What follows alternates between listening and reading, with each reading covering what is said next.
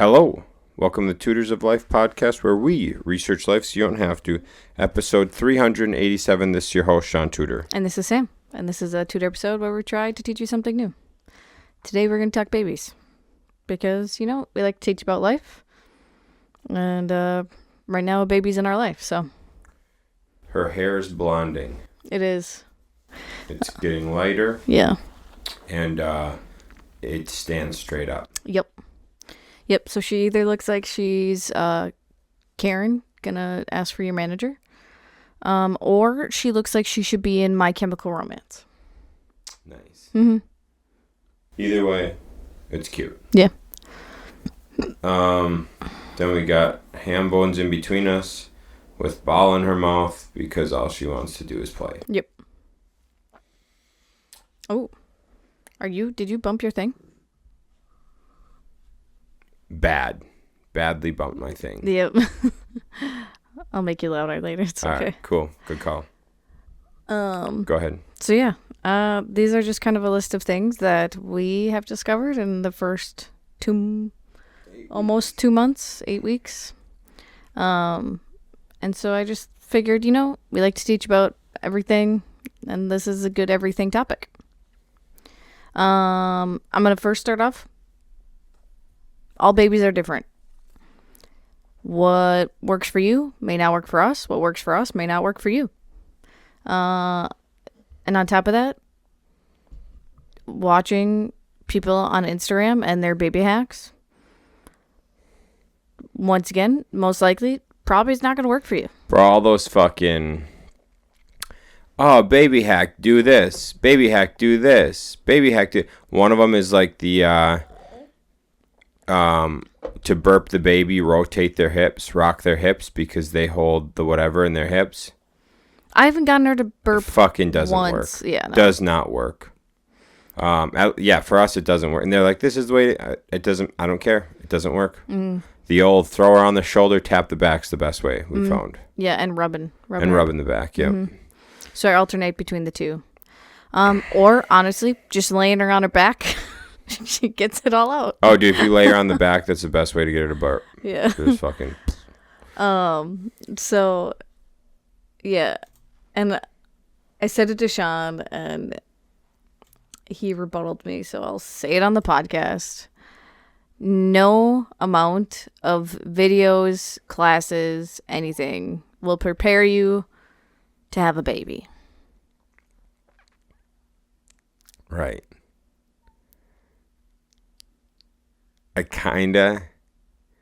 I agree. Okay? Mm-hmm. I agree. Mm-hmm. And I disagree. I'm going to put this in perspective so everybody who has a child now understands entrepreneurship. Here we go. Super easy. Studying and learning helps a ton. Helps a lot. Okay? Because do you think I knew how to give a baby a bath before I watched the video on how to give a baby a bath? Fuck no. Do you think I knew how to operate a cloth diaper until I watched the video on how to operate a cloth diaper? Negatory. However, when I watch those, I'm like, oh, that makes sense, right? Now, if you go it a step farther, right? So like you learn the class, you go to the classes, you learn about the babies, you know the things, right? Mm-hmm. Let's take it a step further. What if you work in a daycare? I bet you're really good with babies. How much easier is it going to be to have your own baby? So much easier. Okay. That ties directly into what entrepreneurship is like. Okay. Now, if I go and I work construction, how much easier is owning a contracting company going to be? Way easier. Mm-hmm. Okay. Now, if I go do classes, I do project, I go to different trainings, things like that. It's going to make it easier to do, right? However, working for somebody or watching the videos and babysitting kids or daycare, whatever, is not the same as having your own. Mm-hmm. So then you're like, oh, this thing is mine. Yep. I'm responsible for this thing being alive 24/7. Mm-hmm. Baby is the same as a business. Yeah. Got to keep it alive. Got to do more right than wrong. And you can't do anything really wrong that's detrimental. Yeah. So I would say that is how I feel about I like that. Once you get in, right? Like, you can learn all the shit, you can get all the ideas, but until you're truly in it, you don't know all the answers. Right. You can have a broad idea, but you don't know until you're in it. Right. And it only gets better with practice. Right. Okay. So I'll start with the first thing that I've thought of.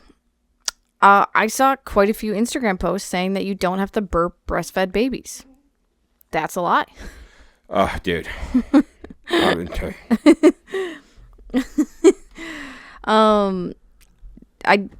don't know. I just saw a handful of them that they said obviously if you bottle feed you have to burp them, but breastfeeding you don't have to. But we do. This fucking kid needs it. Yeah, that's for sure. And I don't know. Maybe your kid doesn't. And they're different. Once again, all babies are different. This is just what we've learned with ours. This is Shaun's favorite topic. Cloth versus regular diapers. Jesus, dude. Jesus. All right. I had one major, besides the fact of my life changing and now I have to be responsible for a kid, there was only one thing that I did not want to have kids for. And it was they smell like shit. And not literal shit. The smell of diapers is like a pet peeve of mine. It's like irks me. It's like nails on a chalkboard. It's disgusting. But we didn't really know that, like, what that smell was until this week. I thought that's how all babies smell. Okay, I thought babies just smelled that way. Well, we've been using cloth diapers and our baby hasn't smelled bad. Yeah. We put a regular diaper on her and she peed and pooped in it. I almost lost it. I barely kept it together. And we were at a doctor's appointment too. It was the nastiest smelling thing in the world. And I'm like, oh my God, it's the diaper. It's that there's no way it's a coincidence that pee and poop was the only stinky pee and poop she's had in 8 weeks. Dude, I took that shit off, put the cloth right on I was like, no, fuck that. Disgusting. Yeah. I cannot. Yuck. Get that shit out of my life. Yeah. I could not have a kid. Dude, I could not have a kid if I had to use regular diapers. Yeah. I will puke. So that's one reason to use cloth versus regular. Secondly, it takes, what is it, over 100 years for a regular diaper to decompose? It's something like that. It's so many years. Yeah, it's astronomical. So obviously think about the environment because, like, most babies her size go through at least 10 diapers a day they should be going through. So that's a lot of diapers. That's so bad for the world, dude. 100%. It's so bad for dude, I go to the landfill. Hey, dude, we don't talk about it. I'm telling you right now, dude, the amount of garbage I see in the landfill, that's going to be a problem. Yeah. 50 years, dude. In 50 years, that's going to be a lot bigger problem than anyone's talking about. Oh, 100%. I am more concerned about that than fucking carbon dioxide. Go ahead. So there's that to think about with cloth diapers. We've heard lots of people say, like, oh, is it so gross? Blah, blah, blah, blah, blah. Not even a little bit. No, it's really not. So obviously we have to do a little bit more laundry. So they recommend to wash the diapers every 2 to 3 days. The reason for that is the pee diapers obviously get kind of ammonia-y smelling. So we just have a trash pail next to her changing table. And we have these just cloth trash bag kind of thing. Yep. Pail liners that go in there. So we put all the pee ones in there and then the poop ones in our secondary bathroom. So not the one that, like, people use. We put a bidet hose on and we got this fancy bucket that the diapers just clip on, rinse off the poop, set them aside until it's diaper washing day. Yep. And then we just do a rinse cycle in the washer, and then the second cycle I do with our detergent, and it hasn't been bad.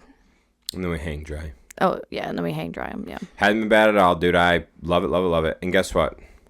The only time our baby's ever had a rash is for a stint. It was one day we ran out of cloth diapers. Yep. We didn't do laundry soon enough, so we had to use regular diapers. She had a rash that day. Yeah, it was fast. Instant. It was like Oh, and her first 16 week. hours. And the first week we had her, so they recommend not using cloth for the first like 4 to 5 days till the colostrum's gone. The meconium. Meconium, thank you. Till the meconium's gone because it stains the Yeah. diapers. So we did that, and yeah, she was having rashes the first week. As soon as we switched to cloth, nope. Yeah. Her poops have been so much easier to clean because the diaper kind of sits away from her a little bit. And so like catches in there almost. It's almost like a catch. Yeah. We haven't really had blowouts. Every once in a while, she'll have like a little come out at the leg. But I think only one time it's gone on, or no, twice it's gone on her clothes. But it wasn't like a whole lot. It was just probably like a $50 size. I've had 2 or 3 blowouts with regular diapers, and as we've said, we've only had to use them like 10 times. Yeah. And we've had way more blowouts with regular diapers than we have with the cloth. So I highly recommend them.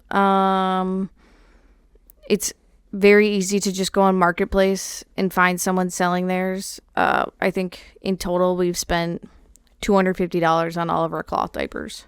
Yep. And depending on how much you want to go down the rabbit hole, they also say that, your frequencies of clothes and depending on how deep you want to get, having synthetic materials on your privates is not good for you.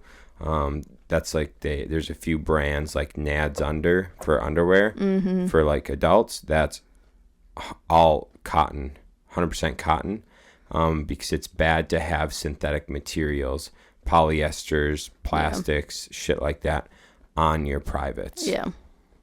So that's why cloth is better than regular diapers. For us. We like us, it. We like yeah. it more. I highly recommend it. I recommend it so much. Women, mothers, watch your diet.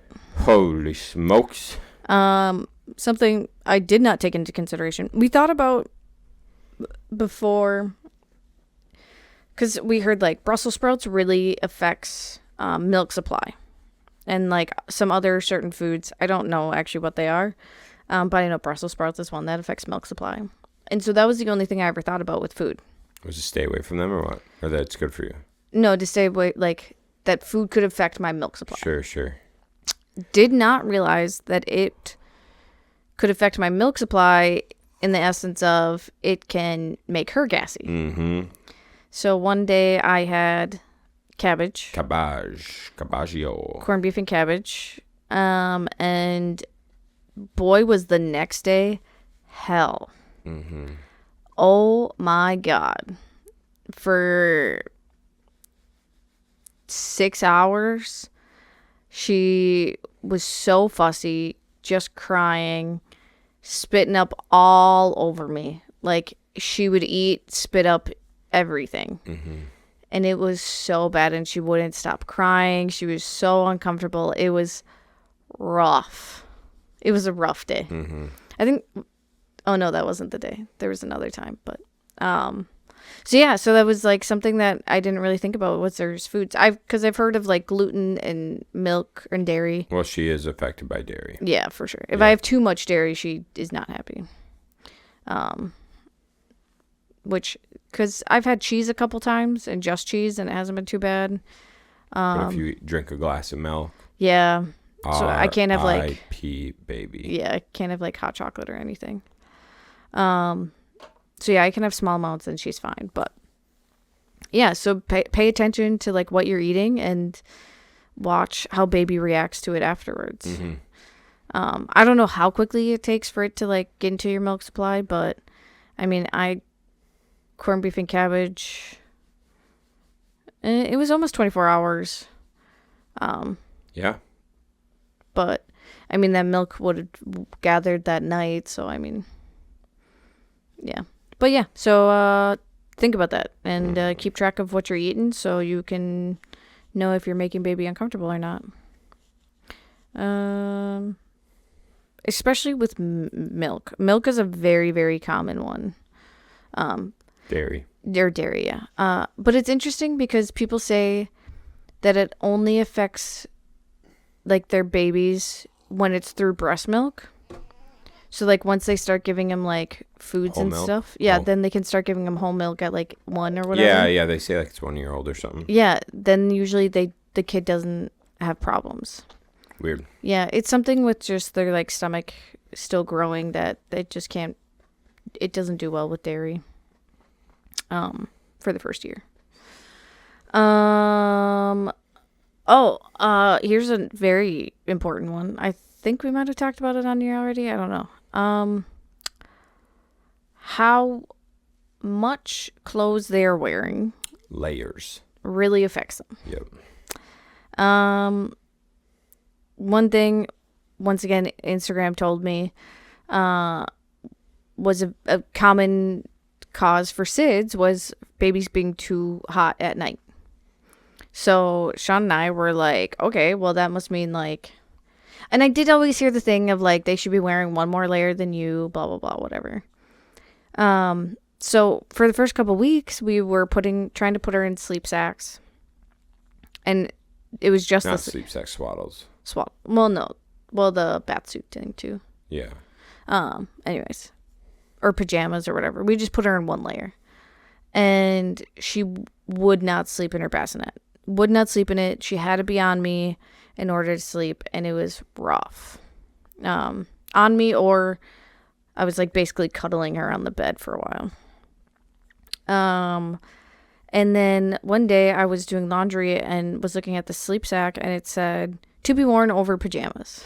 And I said, what? So I mentioned it to Shaun. We looked it up, and our house is set at 68 degrees, and she's supposed to be wearing 3 layers. Mm-hmm. There's a little chart. They got charts for you temper your house and how many layers. Yep. So we haven't done 3. We just upped her to 2. So we put like pajamas on her, and then we put her in these fuzzy sleep sacks. And the first night she slept Like 4 hours. 4 hours straight. We're like, oh, okay. In her bassinet too. Yep. Yep. So it really, really matters how much they're wearing. Yeah. During the daytime, we'll kind of like cuddle her up in a blanket like that. Obviously you have to be careful so they don't strangle themselves with it. But yeah. So like she's happy as can be over there right now in her nice warm blanket. Mm-hmm. So yeah. We learned layers. Layers is important. In her car seat, we always have a blanket on her lap too. Mm-hmm. Along with her cover thing. Ooh, we'll bounce off of that. Swaddles. So some babies, as we learned, don't like to be swaddled. She's not liked it since day one. No. Hated it. Yep. Our child likes to have her arms up. Yep. So when you try to restrict their arms down to their sides, they do not like it. Very, very unhappy. Mm-hmm. So that kind of piggies off another thing. I would suggest getting a few things at first, seeing what your baby likes, and then get more of that. Mm-hmm. So we have, luckily, I think 2 of them I bought from Savers. A couple other ones we got hand-me-downs, so we didn't spend money on them, which is good, or a whole lot of money on them. But we have 4 or 5 swaddles that she doesn't use. Mm-hmm. And so then we got... And we were going to buy more bat suits. Yeah. Because she was liking the bat suits, so we were going to buy more bat suits. But we put her in just the regular, swaddle. Or not the swaddle, the regular, sleep sack with the arms. Mm-hmm. So she sleeps with her arms like this. And we tried putting her in the bat suit, which these bat suits are $35. Yeah. Dude, no. She would Which not. she can put her arms up, but not as all the way. far. She just freaked. Yeah, she was not happy. So we're like, all right, looks like, thank God we didn't buy more of these. Yeah. So we actually even only have like 2-3 sleep sacks, and we just rotate them. Mm-hmm. We have to do our laundry every 3-4 days anyways, so it doesn't matter. Not a big deal. Yeah. So yeah. Don't get a whole bunch of swaddles at first, just in case if they don't like them. And secondly, don't go ham on what you're buying before you have the baby. Mm-hmm. Once again, a lot of our clothes are hand-me-downs, which is beautiful. Something to consider is you're not going to know really how big your baby is until they get out. Mm-hmm. So having a 9-pound baby, I had previously worked at Children's Place, so I had like a little stash of clothes from there. So I had like 10, 12 onesies for up to 7 pounds. Yep. So that did us wonders. Mm-hmm.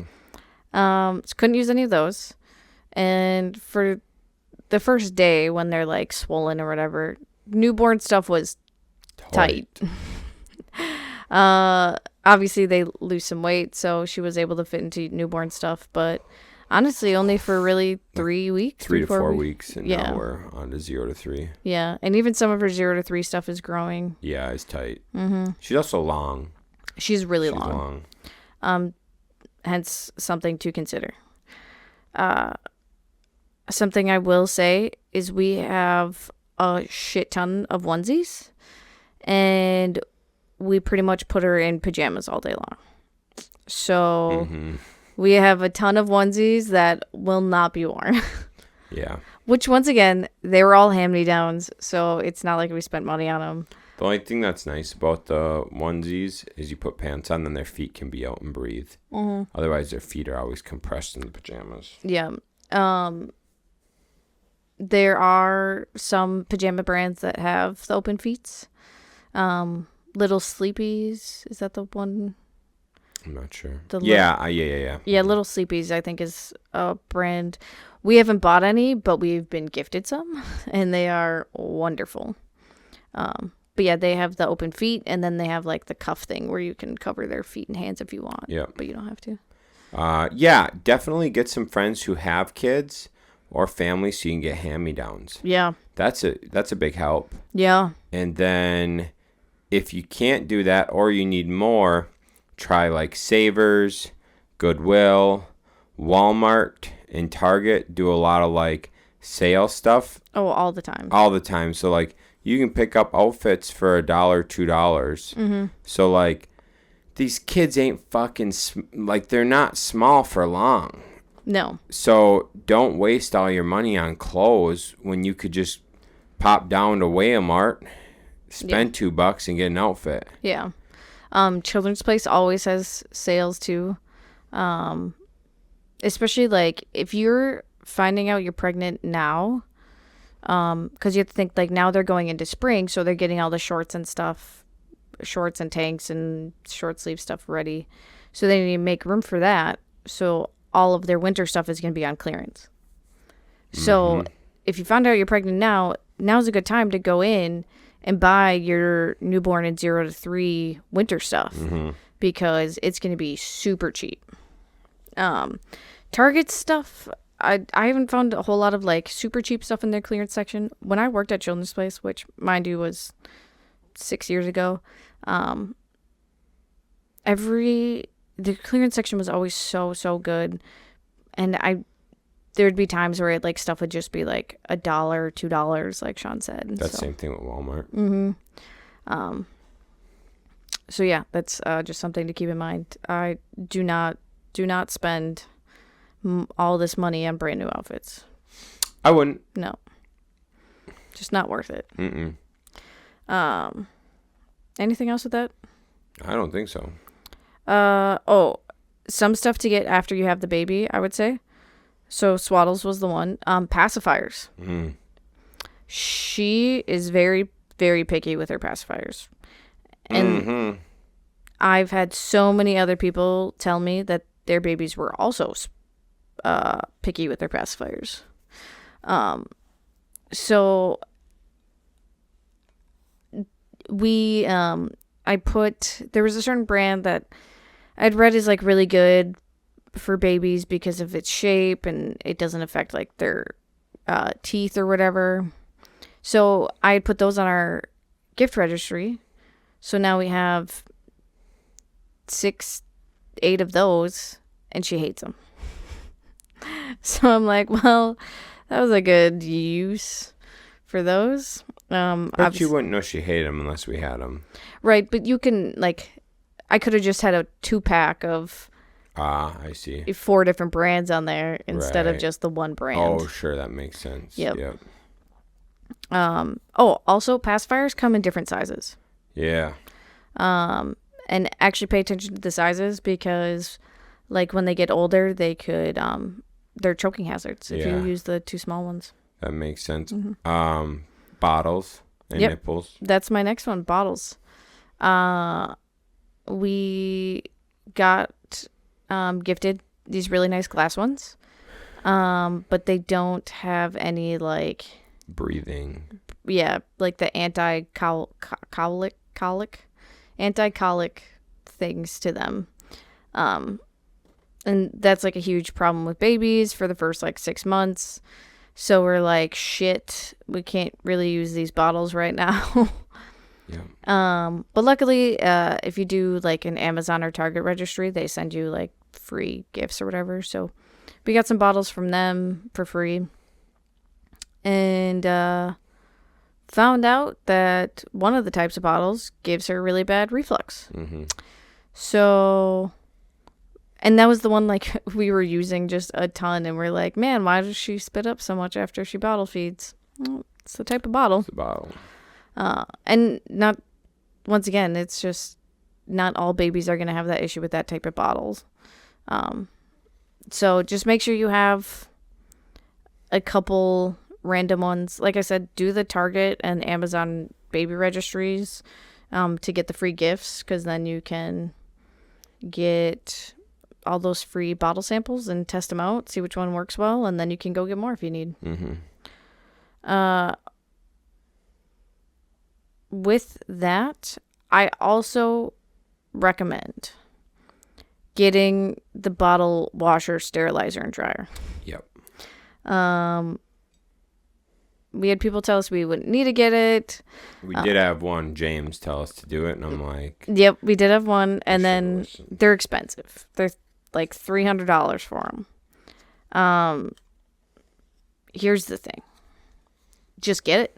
You fucking wash a lot of bottles. Yep. We have lots of friends that said just throw the bottles in the dishwasher and then put in the sterilizer and dryer. But the thing, it does work, but it's like a 3-hour process then. It's a lot of overhandling. Yeah.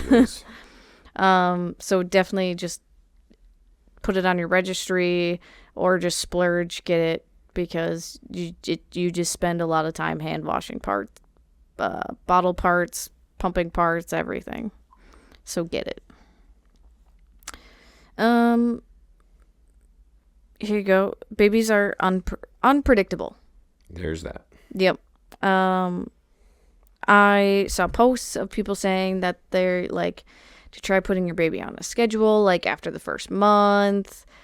I tried for 2 days, and I think like Shaun came home and he's like, how'd the schedule go? And I was like, it didn't. It doesn't. Because sometimes she would eat and she would sleep for 3 hours, and I'm like, okay, cool. Sometimes she would eat and only sleep for an hour, and I'm like, okay, so now we're off this schedule. So it's worked honestly the best for these past 2 months is just to kind of feed on demand and just kind of let her dictate the schedule. If I know for a fact, like we have Cairo at 4 on Tuesday, then I'll make sure that like I start feeding her at 2:30, so then she can be done feeding. I can have her packed up, have all her stuff packed up, and get to the Cairo on time. Mm-hmm. So it's just being diligent with like that kind of stuff, and just giving yourself plenty of time too if you want to go somewhere. Lots of time. Lots of time.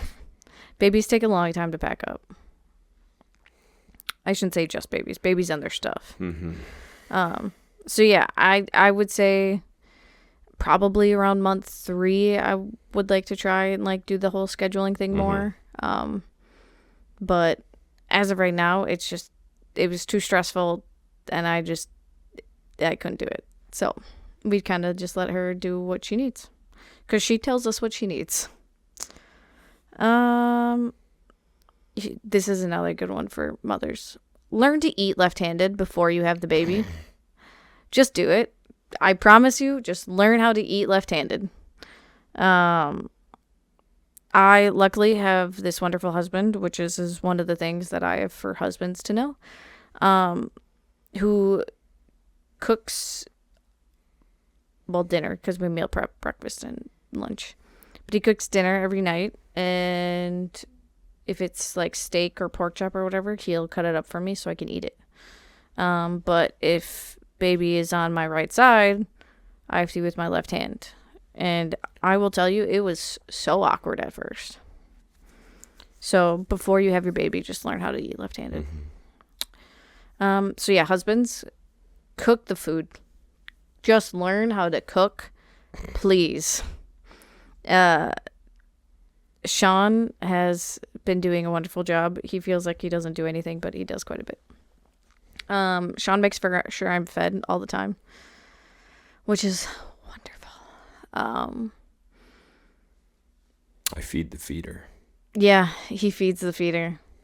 And then also, like, when he gets up in the morning, he'll make sure to change her in the morning, which is really nice and handy for me, because then I don't have to get out of bed after her sleep. Because usually she'll, no, right now she's sleeping 7 hours, which is beautiful.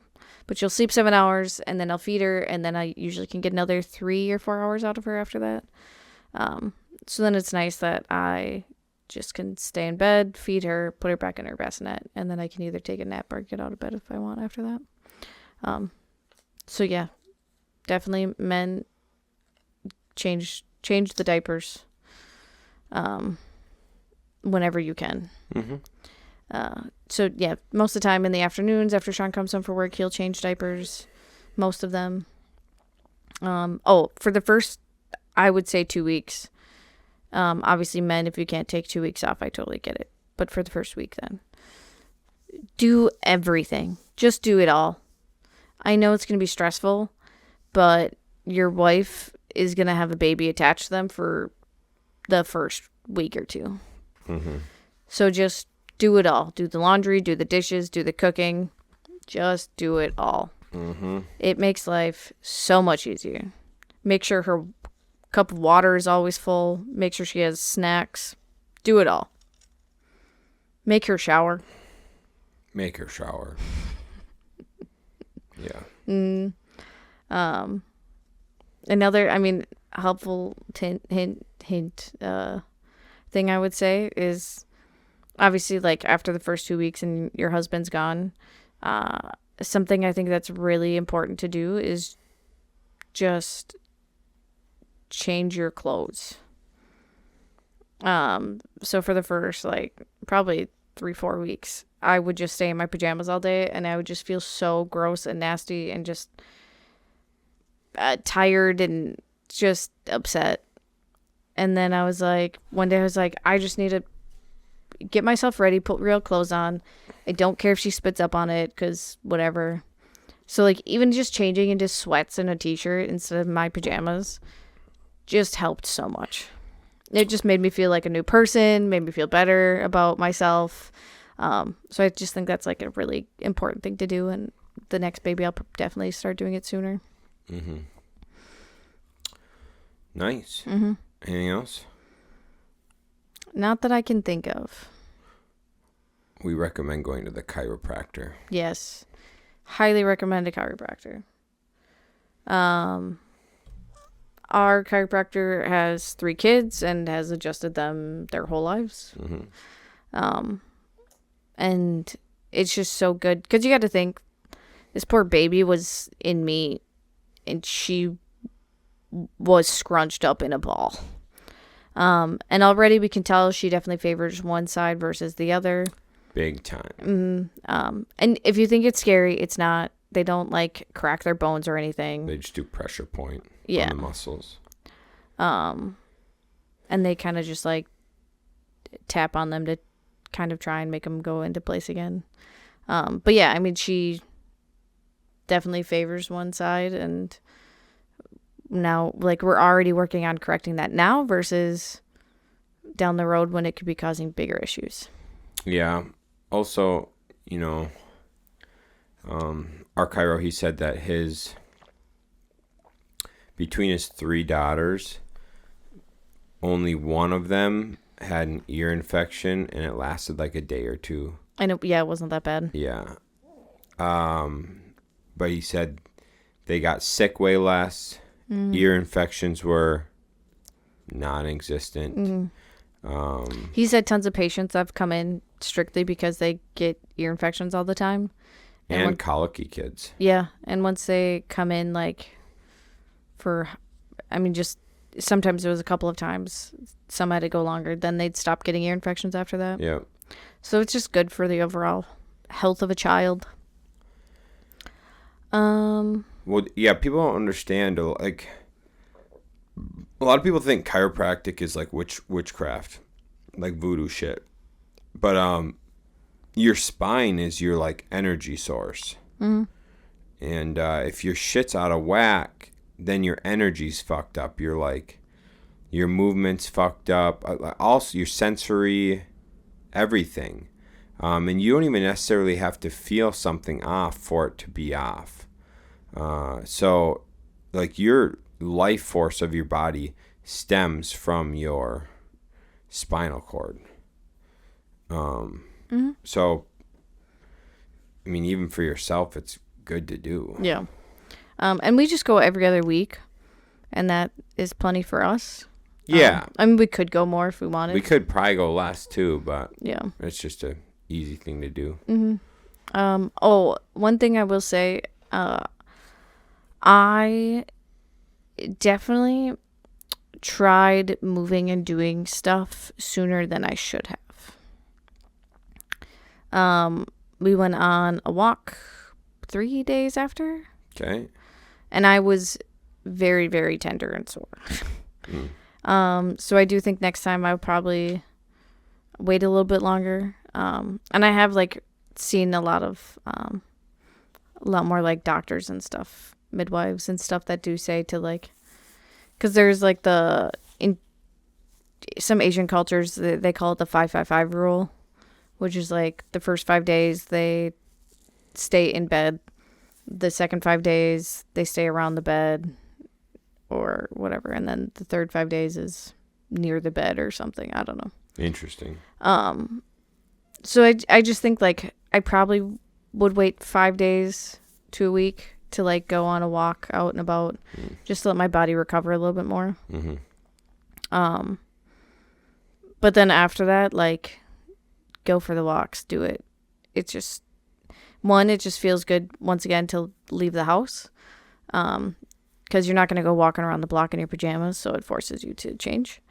And 2, I do think it's really good for the mental health part to get moving, get outside, get some sunlight, get out of your house. Because I think for the first 3 weeks, I only left the house like 4 times. Right. Not including walks around the block. Right. So yeah, I think that part is just really good for mental health. And then obviously like when you feel ready to start working out, do it.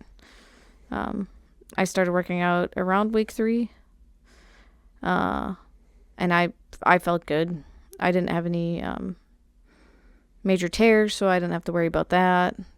So I think if you tear, you have to wait longer, which makes sense. Yeah. Yeah. Got any other nice insights for husbands? Have your wife breastfeed. That's what I got for you. Yeah. Shaun lives a cush life. It's pretty good, dude. I'm also so big on. I'm so big. We bottle feed too. We don't just strictly breastfeed. But I am so big on everything in life. If God created us this way, it might be the right way. That's why I wanted a home birth. That's why I like breastfeeding. That's why we watch your diet. That's why you exercise and squat a lot. You know, like, it's like, I believe if God intended, and if it's been the way of the world forever, there might be a reason behind it. And so I just try to think of, like, you know, least amount of processed foods as you can have. You know, if you want a little something here and there, not that big of a deal. But like 80-20 rule. Yeah. You know, try to have whole food diet. Try not to be putting shit into the kid's mouth. You know, exercise, move, you know, all that stuff. So, and like, even like, try to breastfeed 80% of the time. You know, like, I just think try to do, for me, how I believe in things is like, try to do what nature intended the majority of the time. Yeah. Yeah, like skin to skin and tummy time. Like, obviously that's important stuff, but that's just well-known stuff. You reminded me of something, and then I completely forgot. Oh, do a home birth. Just do it. Dude, home births are gangster. Honestly, we had no issues, and I pushed out a 9-pound baby, and a hand. An adult hand. Yep. The midwives like to include that. But yeah, it was just so relaxing and chill. And we were in our bed. Yeah.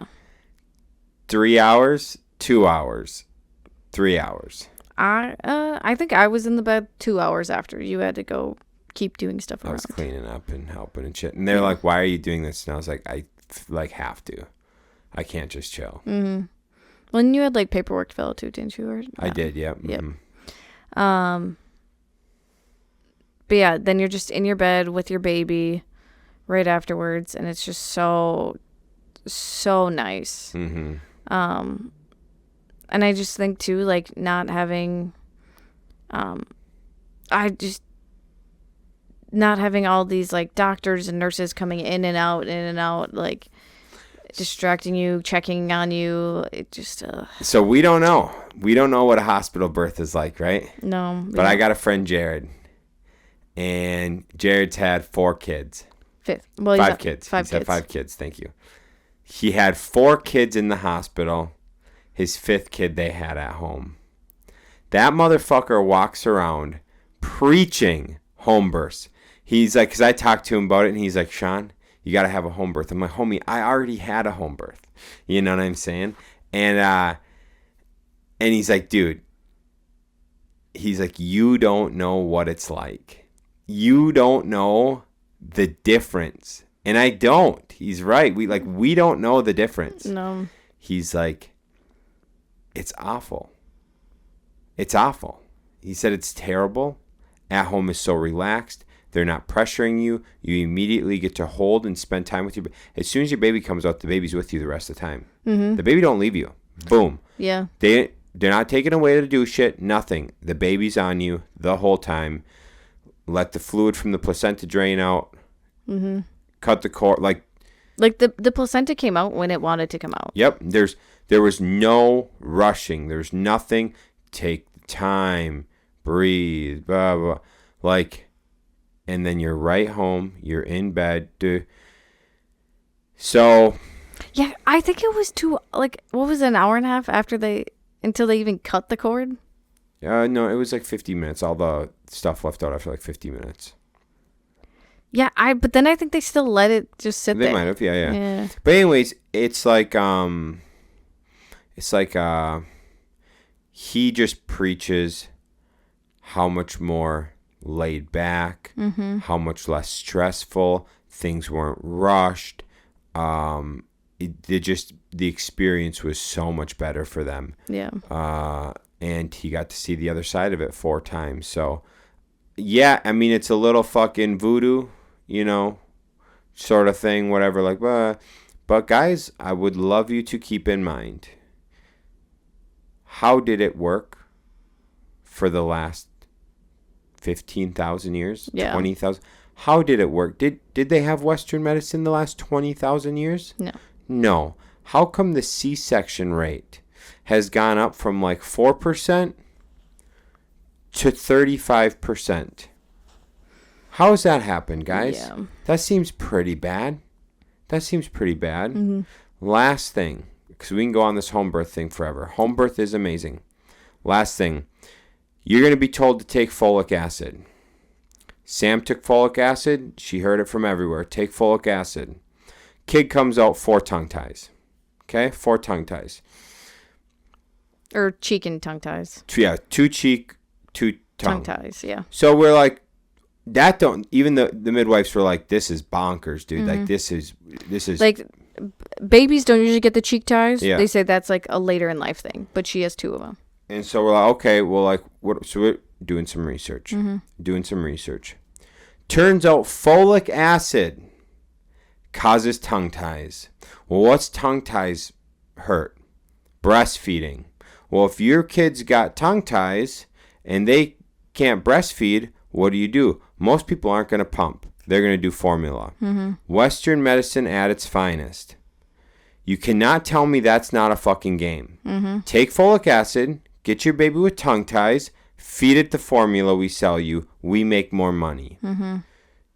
Don't take your folic acid. Look into folic acid. There's no need to take it. It is not a common occurring thing. It's a man-made chemical that we put in our bodies that we're told time and time again, take folic acid when you're pregnant. Stay the fuck away from it. Especially when you're, like, if you're pregnant, really stay away from it. After pregnancy, as a regular adult, stay away from it. Folic acid is almost in every bread. It's when they say, like, enriched or enriched or yeah, whatever. Enriched whatever bread, like flour, that's folic acid. Stay away from it. It's terrible for you. Yeah, what it does is it inhibits your body to absorb vitamin B. Yep. As efficiently. And so vitamin B's, I guess, must have to do partly with the ties not forming. Yeah, because on Instagram I had saw once. I know everything's from Instagram, but whatever. This lady was on her 4th kid, and the first 2 or 3 had tongue ties, and then she saw this thing about folic acid and vitamin B, and so she started taking a vitamin B supplement when she was pregnant with her 4th. Yep. And no tie. Yep. So, but it's not the only thing we've seen. We've seen a whole bunch of other people talk about folic acid being really bad for you and stuff like that. Yeah, so it's just these things, dude. I believe, and if it worked for 20,000 years, it's probably going to work. There's obviously situations where it doesn't. You know what I'm saying? There's the anomalies, there's the percentage. It's out there. No shit. I get it. There's complications, things like that. Just look at how many complications there used to be to how many there is now.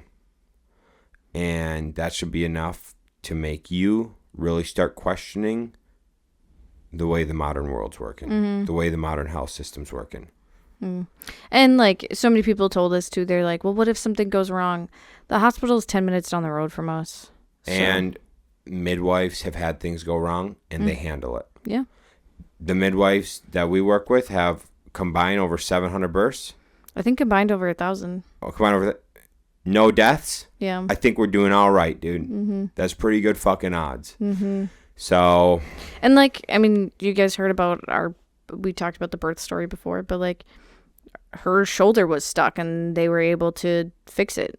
I'm sure if we would have been C-section. Well, no, they couldn't have because her head was already out. Oh, yeah, good point. Yeah. But still, I mean, like because we brought it up to someone and they were like, oh my God, so they had to do this, and this too. And I was just like, No, they just Nope. went in and pulled her out. yeah, I was like, nope. They just, well, they first tried me to do these different leg movements to try and like get her to move. When that didn't work, then just in and churn, and she came out. That's it. Mm-hmm. It's part of life. Yeah. So anyways, but yeah, those are the things we've kind of learned about babies in the first 2 months. Yeah. Mm-hmm. Keep an open mind when you have a baby, because you never know what they're going to be like. That is true. That is true. Oh, I did see another post too about this lady. Her kid was really colicky. It was their water in her house. Yeah, like the water going to her house like had something in it that was causing her baby to be colicky. Was it when the kid? Is it like because when she breastfed? Yeah. Yeah, that makes sense. Yep. So yeah, they got like a filtration system Mm-hmm. and started drinking that, and the kid was no longer colicky. That's so fucked up, dude. Mm-hmm. So yeah, take many things into consideration of why your kid may be colicky. Mm-hmm. Because there's probably a reason for it. What's colicky stand for? I had no clue. Me neither. I just know people say it about everything when a kid fusses. So like, what is colic? Mm-hmm. Colic? I don't really know anything. Baby colic. Predictable periods of significant distress in an otherwise well-fed, healthy baby. Predictable. Why would it be predictable? Weird. Crying for more than 3 hours a day, for more than 3 days a week, for 3 weeks. I would fucking lose it, dude. Mm-hmm. I would lose it. Last thing, I found I have very little patience for wailing children. Yeah. I don't do well. Yeah. Did you say you're less stressed with it when I'm here? Yeah, because I know the food source is there. Yeah. Honestly, there's so many times where she's crying and I don't know what's wrong with her, and I'm just like, I'm just putting it on my tit. And then it just solves it. I did most of the time, yeah. Yeah. Because sometimes it's like she has to spit up, but she just can't get it up. So when I feed her, then it just forces her to spit up because then she ate too much. There we go. It sounds terrible, but I don't know, it works. Yeah. Yeah, because you've got this, like, life source. I do. I have the magic tits. And meanwhile, dude, if she's fussing, R.I.P. to me. Yeah. So. That's very true. Yeah. Figured out the pacifier trick, though. The pacifier trick works for a little while. Oh, yeah. That's another good thing. If you're a husband, at least with our baby, and my sister knew this too, so it might be a common thing. Put a pacifier in their mouth and then hold them as if They're breastfeeding? they're breastfeeding. Because it can distract them for a while. Mm-hmm. So. I got like 25 minutes out of her one day. Mm-hmm. Which was good because I wasn't home yet. And Yeah. Shaun had no more milk. Yeah. So. We lucked out. Yep, we did. Cool. All right. That's it. That was a lot longer than I expected. Way longer than expected. All right, gang. Thanks for tuning in. Catch you on the next one. See ya.